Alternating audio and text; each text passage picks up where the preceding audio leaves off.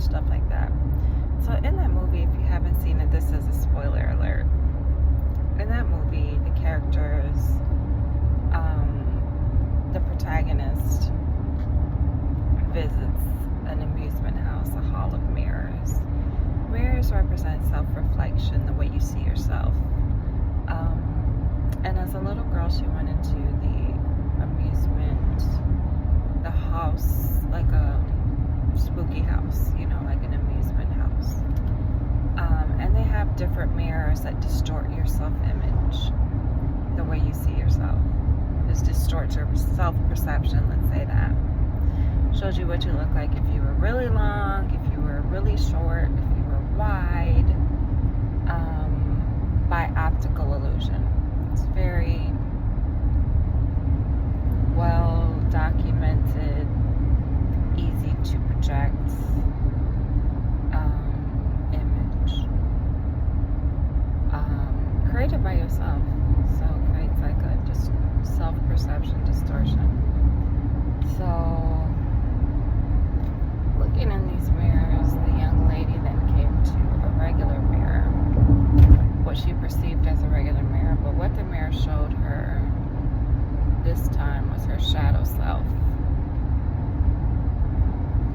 And the shadow self reached for her and pulled her into it and traded spaces with her.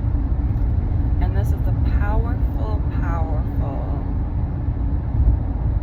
I guess I want to say a storytelling device, which tells us, as a young woman, of course you don't know about shadow work. You don't know that, and I'll tell you what prompted this revelation. I'm watching an Instagram reel and I see a man, and I don't know the name of his condition, but he has spots all over his face, like that look like freckles. And he doesn't like himself. He doesn't like the way he looks, because his skin is not like everyone else's. Okay, so he feels alienated from the rest of society because he looks unique and he looks different.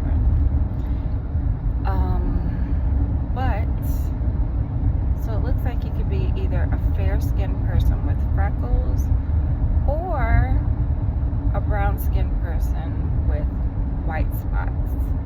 We don't know. However, that's how he was created, and God does not make mistakes. So his journey is to accept himself and love himself and say, I am a reflection of God's glory. Whether he made 1, 2, 3, however many of us he made, if he made me a minority, guess what? It's a rare breed. You know what I'm saying? And I'm beautiful because this skin in some way reflects God's glory. You know what I mean? It may not be common. However, it is what he made, and it is good.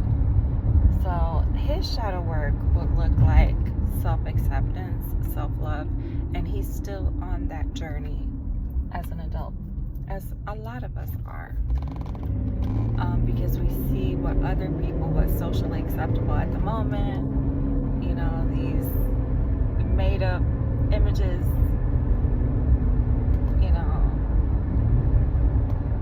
pilfered around social, like people are selling this image and everyone is going to get the cheekbones, the high cheekbones, and the big old lips, lip injections, and tanning their skin, and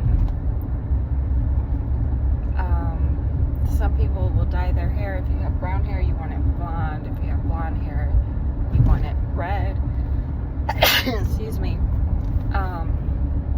So there's just a radical journey of self-acceptance that is a lifelong pursuit. If you have small boobs, you want them bigger. If you have big boobs, you want them smaller. If you're overweight, you want to be a little underweight or smaller. And if you're underweight, you want to be more muscular or bigger. You know what I mean? There's always going to be something that makes you feel dissatisfied with yourself. And yourself has to come in, like, just treat your body well. You know what I'm saying? Like, love yourself by giving it healthy things and feeding your mind healthy things, feeding your soul healthy things, healthy belief systems, meditating on healthy thoughts. And I think that's what we miss about like principles of elevation, mental elevation, spiritual elevation. And that's the thing. It doesn't make you better than anyone else. It means you are cognizant of the work that you need, and you are actually putting in the work. So back to the shadow work. I talked once before about integrating the shadow, and now that I've seen that Us movie, it gives us a physical representation of the things that we'd rather not talk about, because the shadow people couldn't speak. They were speechless, and they weren't very expressive at all. So they took all the trauma and they stored it up and didn't talk about it, and they put it underneath,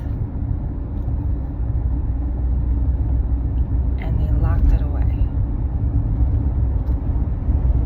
And it is a representation, and they have like these white bunnies, which I suspect is like, going down the rabbit trail, following the rabbit hole to the place that you just, perhaps you lost your wonder, maybe as a child, maybe as an adult, we don't know, but you learned to do that probably as a child. We don't talk about that. It's inappropriate, whatever label you put on there. But bringing it back and giving it a voice and bringing it out of the shadow and into the light will help you become better adjusted to deal with the trauma. It will help you heal your body and your mind, and not be so divided in your actions and your beliefs.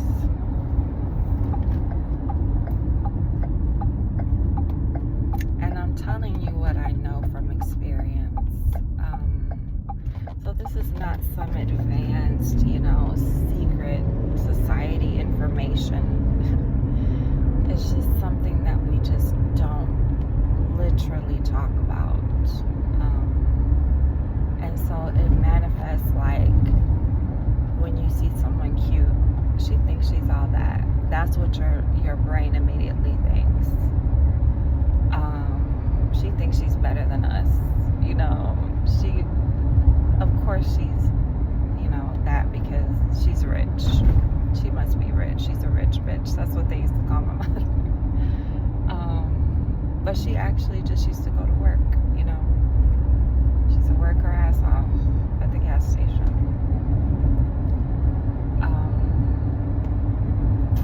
Work, overtime.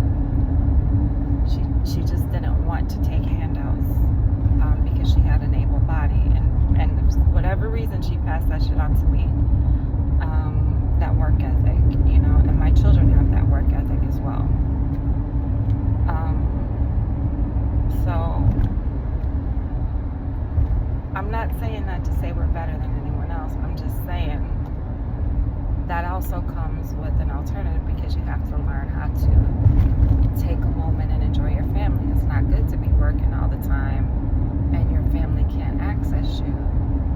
And when they want to go on vacation, or they have a school, your kids have something going on at school, you're not around because you're too busy working and paying everything and buying things that you think can replace your presence. Like nothing can replace your presence in your children's life.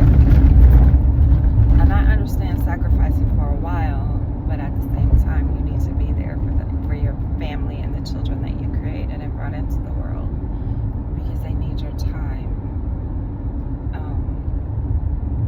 We talk a lot about love languages, and honestly I believe really what it is, you crave the most but you get the least.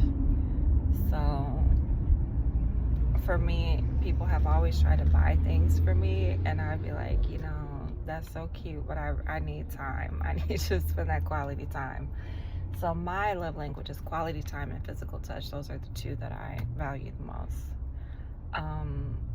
I was surrounded by people who like for you to do things for them. That's how you show them you love them. You can't buy them anything, but if you show up for them and you do something for them, they feel like this girl really loves me. You know what I'm saying? So, but you have to watch that because you don't want them to become so addicted to what you're doing for them that they don't appreciate the cost.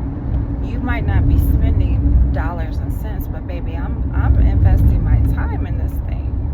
I'm saying no to something else in order to be available to do this for you. And it is valuable. Whether you value it or not is on you. And if you don't value something, then you treat it as common. You mistakenly treat it and you take it for granted. But someone else will find it like an antique and be like, oh my Lord, they don't make them like this no more. This is a rare breed. And now that I found it, I'm not letting go of this thing. Now, maybe so-and-so didn't know. Maybe so-and-so thought it was junk. But I know the value of this, and I need this in my life. You know what I'm saying? This is exactly what I need in my life.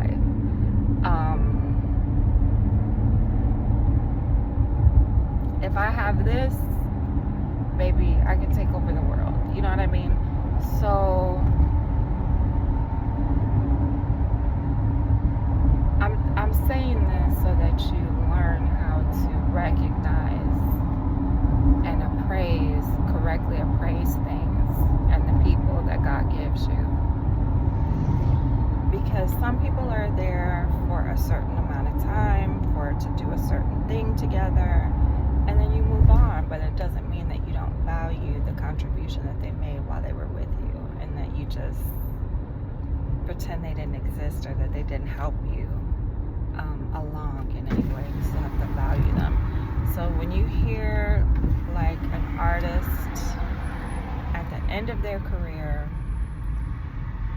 someone might ask them, what were some of your significant influences? And they might say, you know what, my third grade teacher, you know what I mean? They might realize, like, I couldn't stand that lady at the time, but my God, she really blessed my life. You know what I mean?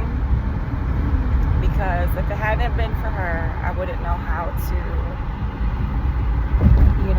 break down these words the way that I do. You know what I mean? And string these words together so poetically, and they might not I might not say a lot of words, but the words that I do say have a significant impact. And it's because this woman told me how to hold my thought until it was fully formed.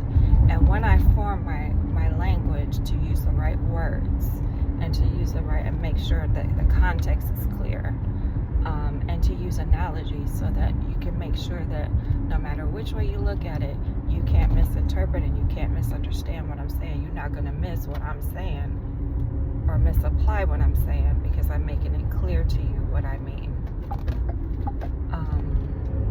So yeah, I just wanted to drop that revelation and record it, because it's something that has been persistent in my life, and